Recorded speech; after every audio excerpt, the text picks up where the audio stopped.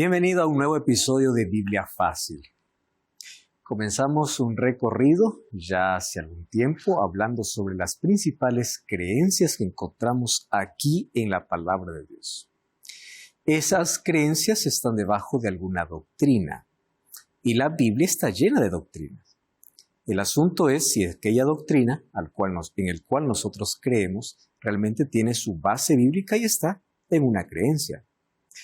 Hoy vamos a hablar sobre la naturaleza humana, un tema que para muchos puede causar confusión, mientras que otros con total sinceridad están creyendo más en filosofía que en lo que Dios dice.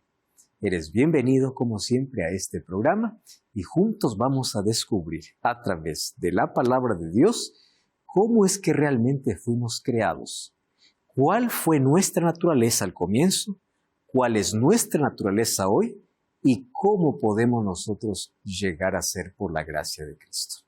Un grande abrazo para ti, que Dios te bendiga, eres bienvenido, gracias por estar sintonizando el programa y también gracias por compartir los contenidos. Ya sabes que puedes profundizar más tu conocimiento sobre la Biblia, especialmente sobre estos temas, con la revista Esperanza Yo Creo. Puedes ingresar a nuevotiempo.org/escuela bíblica y vas a encontrar esta revista que está disponible y hecha con mucho cariño para ti. Bienvenido y bienvenidos amigos a un tema más de esta serie especial, Creencias o Yo Creo. Vamos a abrir la Biblia y antes, como siempre, vamos a orar. Oramos.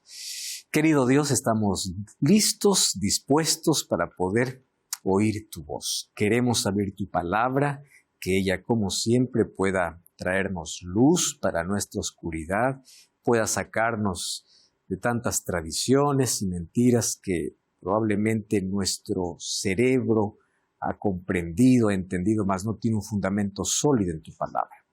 Hoy queremos que seas tú quien puedas hablarnos a través de la Biblia. Y este libro que tú nos dejaste para que pueda guiarnos a la verdad, hoy no solamente pueda ser abierto, pueda ser también comprendido, aceptado y también compartido con otras personas que no conocen de este mensaje. Danos tu bendición, tu Espíritu esté con nosotros en el nombre de Jesús. Amén.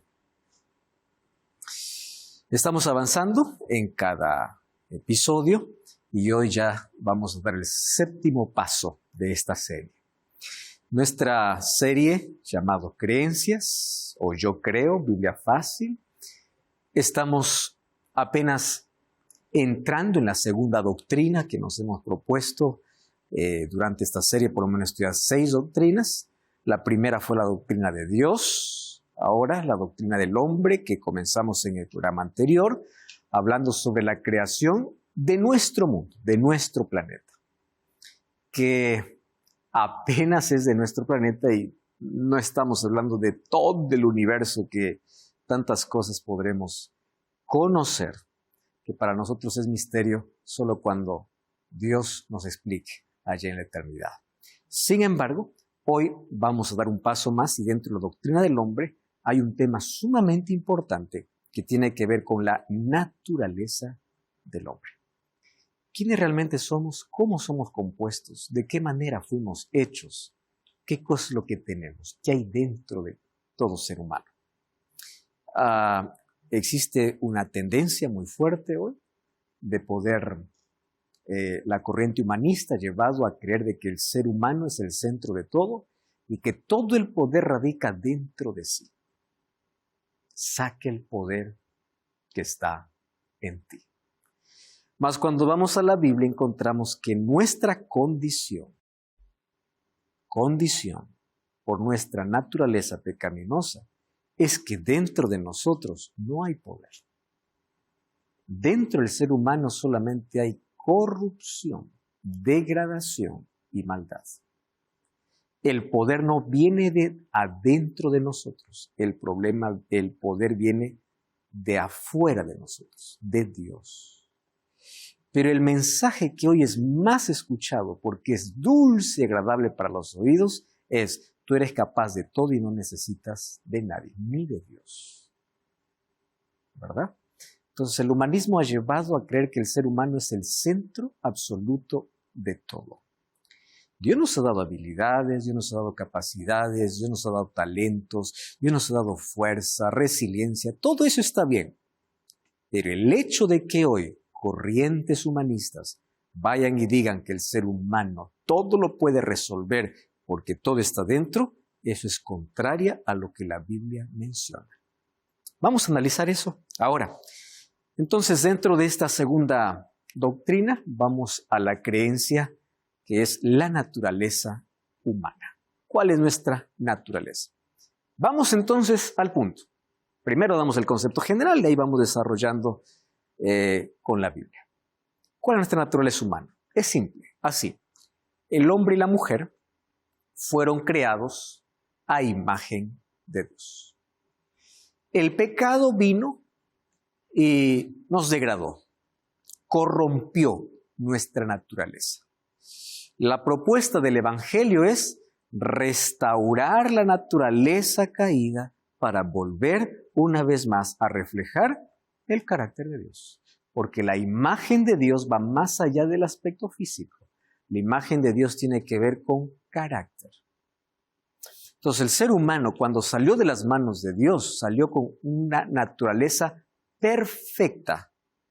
¿Qué cosa es la naturaleza perfecta? No había inclinación alguna dentro del ser humano para pecar. No existía. Hoy nosotros tenemos una lucha tremenda porque en sí tenemos una naturaleza caída, corrompida. Mas, cuando salió de las manos de Dios, era perfecto. ¿Qué cosa significa que somos creados a imagen de Dios? Génesis capítulo 1, versículo 26. Hemos estudiado ya aquí algunas veces el diálogo que existe entre los tres miembros de la divinidad. Entonces dijo Dios, hagamos al hombre a nuestra imagen, conforme a nuestra semejanza. Señor, en los peces del mar, las aves de los cielos, en las bestias, en toda la tierra y en todo animal que se arrastra sobre la tierra. Versículo 27. Creó Dios al hombre a su imagen, a imagen de Dios lo creó, varón y hembra los creó. Eso aparece en el primer capítulo, dando referencia que no hubo una distancia entre la creación del hombre y la creación de la mujer. En el mismo día fueron creados ambos. ¿Correcto? Hombre y mujer. Muy bien. La palabra que más se repite aquí es una palabra interesante, imago Dei, imagen de Dios. ¿Qué cosa es imagen de Dios? La imagen de Dios, por lo menos podemos aquí mostrarlo a través de algunos aspectos o capacidades que Dios otorgó al ser humano. ¿En qué sentido el ser humano fue imagen de Dios? Número uno, obviamente en apariencia física encontramos varias referencias bíblicas sobre la apariencia divina que fue dada para el ser humano. ¿Correcto? Pero más allá de eso, consiste en capacidades que Dios compartió. ¿Recuerdan ustedes atributos comunicables y atributos incomunicables? Pero Dios le dio capacidades específicas al hombre, que se parecían, no quiere decir que eran iguales, a lo que Él es. Por ejemplo, la primera, la capacidad de razonar y pensar. Dios al ser humano le dio dos cosas al momento de crearlo: inteligencia y libertad. ¿Para qué? Para que pueda usar bien su libertad. Y para usar bien su libertad, le hizo un ser inteligente. ¿Cuál es el problema? El ser humano usó la inteligencia y usó mal su libertad. Y es allí donde vino todo este caos. Entonces, Isaías capítulo 1, versículo 18, miren para que vean imagen de Dios, imago Dei. Venid luego, dice Jehová, y estemos a cuenta. Esa palabra, estemos a cuenta, es entremos en razón, razonemos. Ven y vamos a conversar. Quiere decir que tanto Dios como el ser humano tienen esa capacidad. Vamos a razonar, vamos a conversar. Dios compartió eso ¿con quién? Con el ser humano. No significa que el ser humano tiene inteligencia divina, pero Dios lo tornó un ser inteligente. Número 2, el ser humano tiene la capacidad de sentir. Mateo 22, amarás al Señor de todo tu corazón. Corazón, mente. Con todas tus fuerzas, con toda tu alma. ¿Qué cosa envuelve alma? El ser completo. Emociones, sentimientos, todo. Actitudes, todo, absolutamente todo. Entonces, Dios nos da esa capacidad. Y en la Biblia nosotros vamos a encontrar que obviamente Dios es amor, ¿verdad? Más también vamos a encontrar la ira de Dios. Vamos a encontrar la alegría de Dios. Claro, recuerden la parábola de la oveja perdida, la moneda perdida y el hijo perdido. Una representación de la alegría que hay en el cielo cuando alguien se arrepiente. Entonces, Dios le da al ser humano esa capacidad. Otra capacidad en la cual nosotros podemos decir que somos imagen de Dios, la capacidad de elegir. Es algo que Dios dio al ser humano. Deuteronomio 30, 19 y 20 dice, hoy he puesto delante de ustedes la vida y la muerte, 2 caminos. Elige la vida, pero no te obligo. Tú tienes la capacidad de elegir. Elección. La capacidad de procrear. Dios es el único que puede crear y el ser humano puede procrear. Interesante, ¿no? Dios colocó al ser humano la capacidad de participar de la creación. Dios a Adán y Eva lo hizo con sus manos, pero al hacerlo con sus manos y al hacerlo imagen de Dios, le dice, yo soy tu creador, pero te doy la capacidad de procrear. Dios involucró al ser humano en este milagro de la creación y de la procreación. Dios da la capacidad de relacionarse. No es bueno que el hombre esté solo, le haré una ayuda idónea, dice Génesis 2:18. Hablando acerca de la relación que existe entre Padre, Hijo y Espíritu Santo. El ser humano también tiene la capacidad de poder relacionarse. Y Dios le dio la capacidad de gobernar. Dios le entregó el dominio. ¿En qué sentido? Cuidado. Cuida, sé un administrador de todo lo que pongo en tus manos. Entonces, el ser humano llegó a ser el administrador de Dios aquí en la tierra. El administrador. ¿El ser humano tenía dominio? Sí. ¿Qué cosa es el texto? ¿Qué dice el texto que leímos? Todas las aves del cielo, todas las bestias del mar, o todas las bestias terrestres, o todas las animales del mar, estén sujetos bajo ¿qué? El dominio del hombre. Señoree, la palabra señorear, ¿qué cosa significa? Todos están bajo tu sujeción. Ellos están sujetos a ti. Yo te estoy dando la autoridad para que tú puedas gobernar. Quiere decir, leones, tigres, pumas y todos los animales que hoy representan temor, al comienzo todos estaban bajo la sujeción y la autoridad de Adán y Eva. Solo que después de que entró el pecado hubo una alteración completa en todo. Alteración. Entonces Dios le entregó dominio para que pueda administrar. En ese sentido, somos imagen de Dios. Aunque muchos crean que el hombre evolucionó de seres inferiores, de vida animal, porque la mayoría coincide con eso, en un proceso de billones de años, esa es una idea que no armoniza con la visión bíblica de la naturaleza del hombre. Muy bien, vamos a dialogar un poquito sobre este asunto. Así como existen modelos de explicación, como ya vimos en el programa anterior, para el origen del mundo, también existen teorías para el origen del hombre. ¿Cuál es la teoría que se opone al relato de la creación? La teoría de la evolución. ¿Qué cosa es lo que enseña la evolución? Nosotros venimos de seres inferiores. Miren las líneas contrarias. Nosotros venimos de seres inferiores y llegamos a ser superiores. La Biblia me enseña, el ser humano viene de un ser superior, pero el pecado lo degradó. Líneas totalmente opuestas. Ahora, vamos a conversar sobre este asunto. Y esto tiene que ver ya mucho con un asunto lógico. Si yo creo en la teoría de la evolución, yo tengo que aceptar muchas cosas para mi vida. Primero, no hay un propósito y una razón para mi existencia. ¿Por qué? Yo vengo de un renacuajo. Propósito en la vida, no tengo.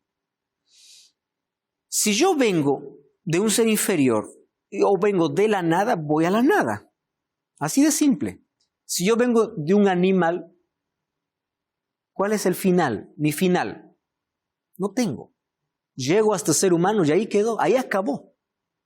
Yo necesito adoptar en mi cabeza la mente fatalista, o no la mente, el concepto fatalista, ¿no?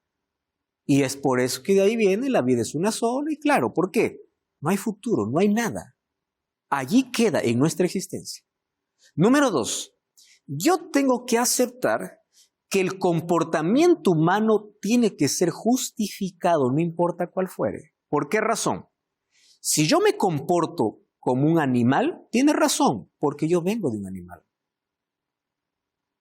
¿Comprenden? O sea, yo tengo que aceptar, al aceptar la teoría de la evolución, tengo que aceptar muchas cosas. Mi comportamiento equivocado, malo, degradado, puede ser justificado. ¿Por qué? Claro, si yo vengo de algo más inferior, es más, todavía ahora estoy mejor. Puedo ser peor, ¿verdad? Porque vengo de un animal. ¿Entienden? Hay otros aspectos todavía para poder tocar cuando hablamos acerca de la evolución. Ahora, ¿qué cosa es lo que proclama la evolución? La teoría de la evolución, como ya mencionó Irving, no recuerdo en qué programa, no proclama cambios dentro de la misma especie. La teoría de la evolución me enseña que una especie se convierte en otra especie. Que un animal puede convertirse en ser humano. Esa es la teoría de la evolución. Que existan cambios dentro de la propia especie por ambiente es muy diferente. Y en eso no está basada la evolución. La evolución me enseña que una especie se convierte en otra. Entonces, ¿cómo llegó el ser humano a ser humano? Antes fue animal, hoy es humano. Entonces, de una especie a otra especie. ¿Existe alguien que comprobó en la historia que una especie se convirtió en otra? No. Porque todos los cambios que existieron fueron dentro de la misma especie. Entonces, que alguien venga y me diga, ¿la teoría de la evolución ha sido comprobada? ¿Dónde? Muéstrame que de una especie vino a ser otra especie. No existe. Hasta ahora nadie llegó al registro público de algún país diciendo, no tengo papá y mamá, fui orangután, ahora soy humano. Todos venimos de una familia, de un padre, de una madre, todos. Nadie llega al registro público diciendo, bueno, todos mis antepasados fueron animales, ahora soy humano, regístrame así. No existe. Entonces, si en un momento eso fue posible, ¿por qué hoy no existe? El humano es humano, el animal es animal. No existe ese cambio de especie. Y la teoría de evolución tiene muchos espacios que no puede responder. En otros programas yo hablé incluso acerca de algunas de las evidencias de somos creados por Dios. Hoy voy a tocar apenas de manera brevísima algunos aspectos. Por ejemplo, la evolución no puede responder una pregunta tan simple. ¿Qué pregunta? ¿Cómo apareció el lenguaje humano? Es simple. ¿Cómo apareció? Animales no hablan. Los loros repiten lo que escuchan, pero no es que hablan. Animales no hablan. Entonces, si la evolución me enseña que de un animal me volví hombre, ¿cómo el ser humano aprendió a hablar? Para que nosotros podamos hablar, las palabras antes de ser expresadas, ¿qué cosas son? Pensamientos. ¿Cómo apareció el lenguaje humano? Si no había un idioma, ¿qué pensaban? ¿Cómo un animal llegó a tener la capacidad de pensar y luego hablar? ¿Qué idioma hablaba? ¿O qué habló? ¿Cuál fue su primera palabra? Y mucho más porque ahora hay estudios que dicen que si una persona está en un lugar donde no escucha vocabulario alguno hasta la pubertad la pubertad, no va a hablar a más. Entonces que alguien venga, no, es que fuimos evolucionando ¿y el lenguaje? ¿Cómo apareció? La Biblia es clara, muy fácil para responder. Fue creado a imagen de Dios, Dios le dio la capacidad de poder hablar y de relacionarse. Entonces Dios y Adán hablaron. Punto final. Pero si yo creo en la evolución, entonces explícame cómo un animal, al convertirse en ser humano, comenzó a hablar. ¿Cómo? El lenguaje humano siempre será una de las preguntas que no puede responder la evolución. Cuando le preguntaron a Charles Darwin, dijo él, era un prototipo musical, ¿no? Y él decía, no, es que los seres humanos aprendieron de los animales, imitando el sonido de los animales. Hoy hasta se burlan de esa idea, nadie más cree en esa idea. Fue desechada totalmente, descartada, ¿no? Ahora, fíjense, hay varias cosas que aquel que cree en la evolución tiene que responder. Otro asunto, ¿no? Otro asunto. Si el ser humano viene de un animal, ¿cómo vino la idea de Dios a la mente de un animal que se hizo hombre? Voy a explicarme mejor este asunto. Ustedes saben que la necesidad de adoración tiene una base neuroanatómica. Está dentro de nuestro ser una necesidad. Tanto así que existe una expresión, un estudio que habla que el hecho de que el ser humano llegue a tener un vacío existencial, ahora le han colocado un nombre, neurosis noogénica, que es la necesidad de relacionarse con alguien superior. ¿Cómo un animal puede hacer eso? No puede. La idea de que somos resultado de la evolución no encaja ni siquiera con la lógica de preguntas simples. Entonces, la mejor respuesta para la existencia del ser humano, ¿qué cosa es? Fui creado. Y si fui creado, yo tengo un propósito en la vida.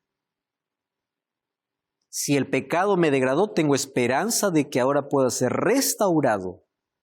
No vengo de un ser inferior, vengo del ser más superior, soberano del universo, que es Dios. La vida tiene propósito, la vida tiene sentido y la vida tiene un camino. Entonces, el propósito en la vida, de la vida, siempre va a tener que responder la primera pregunta: ¿de dónde vengo? Esa. ¿Correcto? Entonces la Biblia me dice que somos creados con un propósito. Colosenses 1:16 dice que fuimos creados por Dios y para Dios. Al ver la complejidad que el cual el ser humano es imposible que uno pueda pensar que todo esto vino de la nada. Estudiar apenas un órgano del ser humano es tan complejo. Para estudiar todo el ser humano es más complejo. Es admirable ver cómo funciona nuestro cerebro. Ninguna máquina creada por el ser humano puede siquiera llegar a un porcentaje mínimo de lo que el cerebro puede hacer. Pero aún así, muchos creen que no somos creación de Dios. En la Biblia, Dios aparece como el creador del hombre, lo creó a partir del polvo de la tierra y todos los animales fueron creados según su especie, pero el ser humano fue creado a imagen de Dios. Es interesante, ¿no? ¿Recuerdan ustedes que les dije que en el sexto día fueron creados los animales por el poder de su palabra? Pero el ser humano fue creado por las manos de Dios. Otra diferencia es que los animales fueron creados según su especie. El ser humano fue creado a imagen de Dios. Totalmente diferente. Sí, Gabriel. Una pregunta. ¿Y la mujer a imagen de quién fue creada? Porque está Dios. ¿Cómo? La mujer. Ah, la mujer. También hace muchos años escuché algo de que tenía que haber como Dios, una mamá, Dios, digamos. Y que por eso salía la imagen de la mujer, digamos, ¿no? Era esa la duda que tenía. Cuando dice, vamos a volver al texto, Génesis capítulo 1, versículo 27. No es que solamente el hombre fue creado a imagen de Dios. La palabra hombre en la Biblia significa en sí humanidad, como Adán, ¿no? Humanidad, la humanidad. Ahora el versículo 27. Creó Dios al hombre a su imagen de Dios los creó. ¿Y cómo termina el texto? Diciendo, varón y hembra los creó. O sea, ambos fueron creados a imagen y semejanza de Dios. No es que uno fue creado diferente. Y lo tomo como que fue inspiración de Dios formarnos a nosotras, ¿no? Como, no te sé explicar, pero es un don que Él nos dio a nosotras ser mujeres. Ambos obviamente tendrían ahora diferentes funciones, ¿no? Pero creados a imagen de Dios. La pregunta que me hago es que está Jesucristo, está Dios y el Espíritu Santo, pero no hay mujer para crear la imagen de la mujer. Ahora comprendí tu pregunta. Hay muchos obviamente que incluso han colocado que dentro de la Trinidad tiene que haber una mujer, ¿no? No. En la Biblia presenta obviamente Padre, Hijo y Espíritu Santo como seres celestiales. Cuando aquí dice hombre y mujer los creó a imagen de Dios, nuevamente tenemos que ver el concepto de imagen de Dios. Uno, en el aspecto físico, quizá no exactamente como Dios es en su totalidad, pero sí tenemos parte del aspecto físico de Dios. Eso puede excluir, en el caso de la creación del ser humano, los órganos genitales, puede excluir. Número 2. Imagen y semejanza de Dios tiene que ver con capacidades que Dios le da. Es lo que vimos, ¿no? Imagen y semejanza de Dios, ¿qué cosa significa? De pensar, de razonar, de sentir, de elegir, de dominio. Todo eso, esos aspectos tienen que ver con imagen y semejanza de Dios. No me deje inquieta. Igual digo, sabemos que igual estamos hechos a semejanza de Dios y con sentimientos y todos esos ingredientes que tenemos, ¿no? ¿Correcto? Muy bien. Estamos aquí analizando sobre la creación del ser humano. Ahora vamos a una brevísima pausa porque tenemos hoy tocando un tema importantísimo bajo la creencia o la doctrina del hombre, ¿cuál es la naturaleza humana? Entonces ya vimos imagen de Dios, ¿verdad? ¿Qué cosa es lo que significa? Ahora vamos a ver la manera como fuimos creados y eso que tiene que ver hoy con varias creencias distorsionadas de la Biblia. La primera creencia distorsionada es que el ser humano vino de lo inferior y fue superior. Primera idea totalmente contraria. Pero hay otra idea contraria a la Biblia, que tiene que ver con el ser humano en sí. Miren, vamos entonces a prestar atención a esto. Todas las generaciones y humanos están unidos por el primer matrimonio del Edén. Hechos 17:26 dice, de una sangre Dios ha hecho todo el linaje de los hombres para que habiten sobre la faz de la tierra. Todo ser humano finalmente va a venir de la primera familia. Interesante, la familia es la que trae vida y esa familia está compuesta por Adán y Eva, hombre y mujer. Los dos juntos pueden procrear. Adán con otro Adán no podría procrear. Eva con otra Eva tampoco. La continuación de la vida tendría que ser por el modelo o diseño establecido en el Edén. ¿Está bien? Ahora, vamos aquí al asunto. ¿Qué es en sí el ser humano cuando salió de las manos de Dios? ¿Cómo es que éste era? ser humano. Bíblicamente, el cuerpo humano está compuesto por algunas partes. Y no estamos hablando aquí de los órganos o de las partes externas del cuerpo. Estamos hablando del ser humano en su totalidad. La pregunta es, ¿esas partes son independientes? Porque quiero hablarles de otra creencia popular que está contraria a la Biblia. ¿Está bien? Vamos entonces a analizar cómo es que el ser humano fue creado. Abran sus Biblias, Génesis capítulo 2, versículo 7. Si nosotros entendemos Génesis 2:7, nosotros vamos a comprender facilísimo todas las escrituras cuando habla acerca de el ser humano, especialmente de la muerte. Génesis 2:7 dice así: entonces Jehová Dios formó al hombre del polvo de la tierra, hasta ahí está todo claro. Ahora viene, sopló en su nariz. ¿Qué cosa sopló? Aliento. ¿Qué cosa es aliento? Esto. Soplo.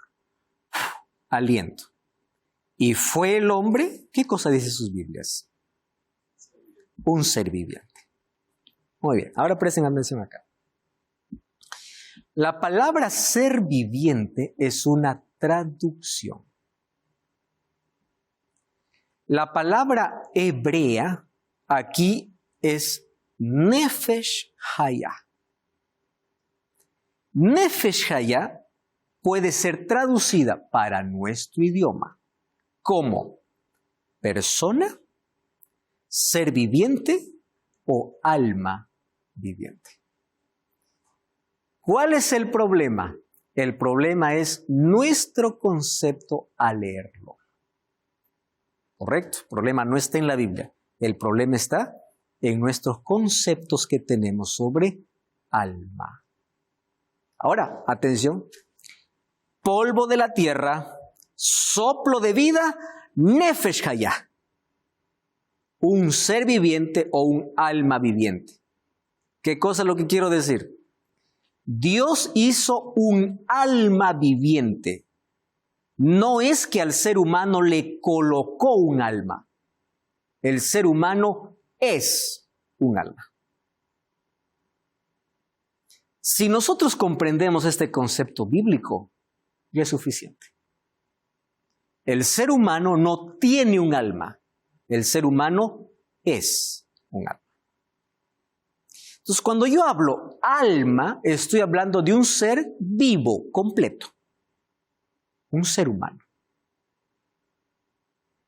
Esta expresión nefesh haya se va a repetir varias veces, hablando acerca de sentimientos, hablando acerca del ser humano, hablando acerca del área emocional. ¿Por qué? Porque comprende al ser humano completo. Entonces, cuando alguien dice, cuando una persona muere, el alma sale, no sale nada. ¿Por qué? Porque Dios no colocó un alma, el ser humano es un alma. ¿Entienden? Si Dios hubiese colocado un alma después, entonces este podría salir. Pero al ser, la muerte simplemente lo deja sin nada. Sirve. Sí, en este caso, ¿cómo se podría abordar cuando alguien te dice que el ser humano está compuesto en tres partes? Bueno, no sé si vamos a hablar de eso, pero... Ese es el alma. Claro, habla del alma, habla del cuerpo físico, sí, y del espíritu. ¿Qué cosa es el alma? El alma es el conjunto, todo lo que compone el ser humano. Área mental, espiritual, físico. No son separados. Todo esto deja de existir cuando el ser humano muere. Pero mientras esté vivo, todas las áreas están juntas. Entonces la Biblia va a hablar incluso que el Espíritu Santo y el Dios de paz os santifique vuestro cuerpo, alma y espíritu, ¿no? O vuestro cuerpo. Ahí alma, ¿qué cosa representaría? Emociones, sentimientos, la parte interna del hombre. En Salmos especialmente, mi alma está angustiada, mi alma tiene sed de ti. ¿Qué cosa? El área espiritual, la necesidad. Porque alma se refiere ¿a qué? A la persona. Completo. Puedo decir mi alma por mi cuerpo, mi alma por mis emociones, mi alma por mis sentimientos, mi alma por mi espiritualidad, mi alma por lo interno, porque yo soy un alma. No tengo, soy un alma viviente. Pastor, estoy tratando de ubicar sí. en Génesis, cuando hace mención a Raquel, la esposa de Jacob, que dice, Ujú. se le salió el alma. El alma. ¿A qué se refiere? Vida. Vida. Sí. Porque a veces interpretan eso de Entonces, otra manera. Cuando ustedes encuentren la palabra alma en la Biblia, ustedes van a ver, para la mente judía no hay ningún problema. El problema es para nuestra percepción, nuestro concepto de algo. Salió el alma. ¿Qué cosa es lo que salió? Vida. Se acabó la vida y se terminó. No es que el alma se fue a un lugar. ¿A dónde van los muertos cuando mueren? Lo del alma, sí, pensaba como la gran mayoría de la gente, ¿viste? Tenemos un cuerpo y un alma. Se moría el cuerpo, el alma volaba. Eso de, vi mi cuerpo cuando morí en un hospital, en donde sea, ¿viste? Mi creencia era esa. No porque fuera religioso, sino cultural, algo cultural, ¿no? Estuve en otra denominación antes, ¿no? Y la verdad que yo creía que la persona se moría y el alma iba al cielo, que no desaparecía, digamos. Pensé que el alma, sí, pues mi cuerpo moría y mi alma salía. Pensé que tenía un antepasado. No, el alma se fue al cielo. No. Miren Eclesiastés 12:7. Vean, Eclesiastés, capítulo 12, versículo 7. Allí sería respiración o vida, ¿no? Eclesiastés, capítulo 12, versículo 7. ¿Qué cosa dice? ¿Cómo fue formado el hombre? Del polvo de la tierra. ¿Y qué cosa dice? El polvo vuelve a la tierra como era y el espíritu vuelve a Dios. ¿Cuál es ese espíritu? Esto, ve. Aliento de vida. El aliento de vida vuelve ¿a quién? A Dios. Eclesiastés capítulo 9, versículo 5. Los que viven saben que han de morir, pero los muertos nada saben.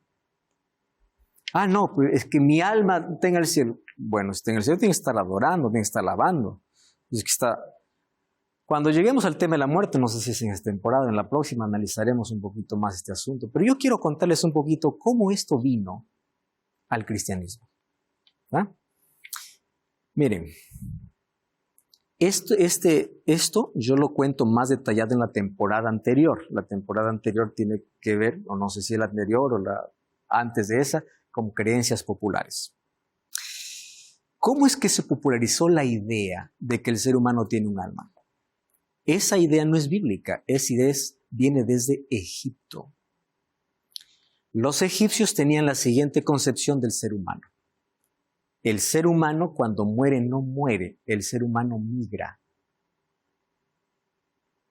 y pasa por un proceso. Por eso es que todos los faraones eran enterrados con todos sus bienes, su mujer y sus siervos. Sus mujeres y sus siervos. ¿Por qué?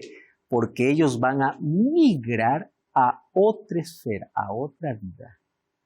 Entonces la verdad no está muerto, solamente está en un viaje, ¿no? En un proceso para poder migrar. Eso es todo. Esto llamó tanto la atención a Sócrates. Sócrates viajó desde Grecia hasta Egipto para entender mejor los rituales que hacían los egipcios con sus muertos. Las ceremonias y todo lo que hacían. Eso lo convenció tanto que cuando regresó para Grecia, él tenía discípulos. Él compartió toda su creencia, ya no como lo proclamaban los egipcios, sino él ahora le dio la forma. Sócrates murió, pero dejó sus discípulos, entre ellos Platón. Platón era discípulo de Sócrates. Y es con Platón que comienza el famoso dualismo. ¿Qué es dualismo? El ser humano tiene un cuerpo y tiene un alma. El cuerpo es malo, el cuerpo se puede destruir, pero el alma es buena, ¿no? Puro filosofía. Claro, ¿qué cosa hicieron los griegos? Colocarle forma a esto. Y la filosofía, ustedes saben que se expandió literalmente en todo el mundo. Bueno, allá en Grecia había un hombre llamado Filón de Alejandría. Filón de Alejandría absorbe la creencia griega y los lleva ¿a dónde? A la cultura judía. Los judíos ya estaban contaminados con el asunto de inmortalidad, no el cristianismo, estoy hablando del judaísmo, por Filón de Alejandría. Pasa el tiempo, a partir del siglo II, siglo III, nosotros ya vemos que ese asunto comienza a entrar ¿dónde? Al cristianismo. ¿Cómo entra? Tertuliano, Orígenes, Agustín, pero quien finalmente coloca el dogma de que el ser humano tiene un alma, y eso hasta ahora está dentro del catecismo católico, es Tomás de Aquino. Aquí no tengo el tiempo, más no tengo la diapositiva tampoco. Yo les mostrara cómo él lo dijo en su tiempo y cómo el catecismo tomó exactamente, claro, todo el dogma que él lo creó. ¿En base a qué? Egipto, Grecia y la contaminación que vino por medio de Filón de Alejandría. A partir de allí, cada vez que el ser humano escucha alma, ya no piensa en una persona, piensa en algo que está dentro de la persona y que puede salir. Esa es la base del espiritismo. ¿Qué cosa es el espiritismo? Yo puedo tener contacto con espíritus que pueden ser almas desencarnadas, almas fuera de su cuerpo. Entonces las sesiones espiritistas me pueden llevar a conversar con un abuelo, con un tío, con un padre que ya falleció, escuchar su voz, interactuar, hablar. Ya no está el cuerpo, pero está ¿qué cosa? Su alma. No tiene carne, pero tiene alma. La base del espiritismo es esa. Inmortalidad del alma. ¿Ustedes creen que los egipcios lo inventaron? No. ¿Saben dónde está esa creencia? Abran su Biblia. Génesis capítulo 3, versículo 4. Dice así: entonces la serpiente dijo a la mujer, dos palabras, así simple. ¿Qué cosa le dijo? No moriréis. ¿Qué cosa es lo que había dicho Dios? Versículo 17. Capítulo 2, versículo 17. Mas del árbol de la ciencia del bien y del mal no comerás, porque el día que de él comieres, ciertamente, ¿qué cosa le dice Dios? Vas a morir. O sea, tú eres un alma viviente y como alma vas a morir. La serpiente viene y dice, no morirás.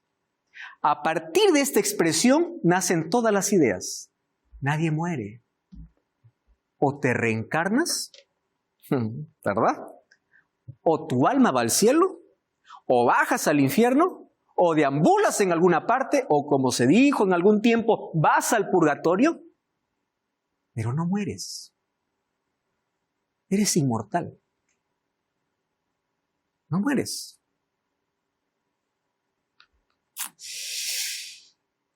Fíjense acá. Capítulo 3, versículo 19. Miren lo que dice Dios. Ahora cada uno elige a quién escuchar, ¿no? O a la serpiente o a Dios. Versículo 19. Con el sudor de tu rostro comerás el pan hasta que vuelvas a la tierra, porque de ella fuiste tomado, polvo eres y al polvo volverás. Tú vas a morir. La serpiente dice, no, tú no vas a morir. La muerte no estaba en el plan de Dios, pero el pecado trajo muerte. Fuimos perfectos, pero cuando comenzó el pecado, que eso será nuestro próximo tema, nuestra naturaleza se corrompió y nuestra naturaleza es pecaminosa y condenada a la muerte. Por eso vino Jesús para librarnos de esa condenación. Entonces, cuando salimos de las manos de Dios, salimos como alma. El hombre es un alma viviente, polvo de la tierra, más aliento de vida, ser viviente o alma viviente. Después que Dios formó al hombre del polvo de la tierra, después de crear sus órganos, sopló, entonces el hombre fue alma. No somos un alma. Alma viviente. Es importante destacar que la Biblia afirma que el hombre pasó a ser un alma viviente. No hay nada en el informe de la creación que indique que el hombre recibió un alma. No, es simplemente un alma. Y aquí están las palabras que aparecen en el original. Nefesh no es parte de una persona, sino es la propia persona, que eso es alma. Psuche, que es igual, que es persona. En el Nuevo Testamento aparece este término. Ruach, que es el aliento de vida. Aliento es el soplo. No es algo que tiene sentimientos, emociones, no, nada. Es el soplo simplemente. Y neuma. Neuma es la palabra griega, y como en el Antiguo Testamento ya no puede vivir separada del cuerpo. Cuando el ser humano muere, el espíritu vuelve al Señor, o sea, muere. No existe nada fuera de eso. Muchas veces alma y espíritu se usan como sinónimos en la Biblia. Lucas 1:46. Entonces María dijo: engrandece mi alma al Señor y mi espíritu se regocija. Estaba diciendo lo mismo. Yo me regocijo en el Señor. Pero ahí hay intercambio de palabras. Mi alma, mi espíritu. O sea, yo me estoy regocijando porque yo soy un alma. ¿Correcto? Ahora, el mismo Dios de paz santifique por completo. 1 Tesalonicenses 5:23. Todo vuestro ser, espíritu, alma y cuerpo sea guardado irreprensible. El ser humano, entonces, la unión de tres partes que no pueden vivir separadas: físico, mental y espiritual. Entonces, en ese sentido, la palabra alma aquí vendría a ser el asunto mental. Cada aspecto de nuestro ser tiene que ser santificado por Dios. Mis emociones acaban cuando yo muero. Mis sentimientos acaban cuando yo muero. Mi mente acaba cuando yo muero. O sea, cuando el ser humano muere, muere completamente. Pero mientras éste vive, el ser humano tiene aspectos. ¿Qué cosa? Mental, espiritual, social, ¿qué más? Sentimental, en fin. Mientras vive, el ser humano muere, todo muere. Entonces no hay algo que sale. No, todo acabó allí. Hasta la resurrección, que es la promesa que Jesús hace a todos aquellos que creen en Él, que esté muerto vivirá. Finalmente todos resucitarán, solo que en diferentes momentos. Uno para vida eterna, otros para muerte eterna. Entonces, el ser humano, en sus tres dimensiones, física, moral y espiritual, llegó a ser ¿qué cosa? La imagen del Creador. Esa naturaleza finalmente se corrompió porque nos volvimos transgresores, y cuando el pecado entró por causa de la rebeldía, todo se corrompió. Nuestro cuerpo, nuestras emociones, nuestra mente. Por eso David decía en Salmos 51:5: en pecado he sido formado, en maldad he sido formado, en pecado me concibió mi madre. Tengo una naturaleza corrupta, por cuanto todos pecaron, dice la Biblia. Porque Romanos capítulo 3, no hay justo ni aun uno, y la paga del pecado es muerte. Pero Dios nos dejó allí. El Evangelio dice que Dios puede restaurar una vez más la imagen de Dios en nuestra vida. ¿Cómo? Transformando nuestra mente, transformando nuestro cuerpo, que será transformado en su venida, transformando nuestro espíritu, que es el lado espiritual. O sea, nosotros podemos nuevamente ser la imagen perfecta de Dios cuando nosotros permitimos que Él pueda transformarnos. Este cuerpo corruptible será vestido en corrupción. Esta mente corrompida puede ser santificada. Todo. Dios quiere restaurar una vez más todo aquello que el pecado no. Dios quiere darnos un nuevo corazón. Tú dile: Señor, yo reconozco mi naturaleza caída, pero hoy vuelvo a ti para ser restaurado por ti. Es extraordinario ver la manera como el ser humano viene a la existencia. Fuiste creado por las manos de Dios. Pastor, quien fue creado por las manos de Dios solamente fue Adán y Eva. Sí, en el comienzo fue así. Pero Salmos capítulo 139 dice que incluso en el vientre materno, dice David, tus manos me tejieron. No eres fruto de la casualidad. Tú viniste a la existencia con un propósito. Dios te ama. Y no importa si nuestra naturaleza está corrompida por causa del pecado y podemos ser restaurados por la gracia de Jesús. Aquellas manos que un momento agarraron el poco de tierra para formar al ser humano, aquellas manos otra vez fueron perforadas para poder darnos salvación. Y hoy te invito para que reconozcas a tu Creador, sepas que tú tienes un origen y tu origen es glorioso porque Dios quien te creó, pero también tienes un destino y un destino extraordinario y glorioso porque Dios te mostró un camino maravilloso para ti. No eres fruto de la casualidad. Dios te ama y tu existencia está en el plan de Dios. ¿Quieres volver a Él? Ora conmigo. Gracias, Señor, por tu palabra. Enséñanos a comprenderla, a aceptarla y a partir de hoy a vivir para ti. Toma nuestra vida. En el nombre de Jesús. Amén. Acompáñanos en una iglesia adventista el séptimo día y podemos continuar entendiendo el plan que Dios tiene para la vida. Dios te bendiga. Hasta la próxima.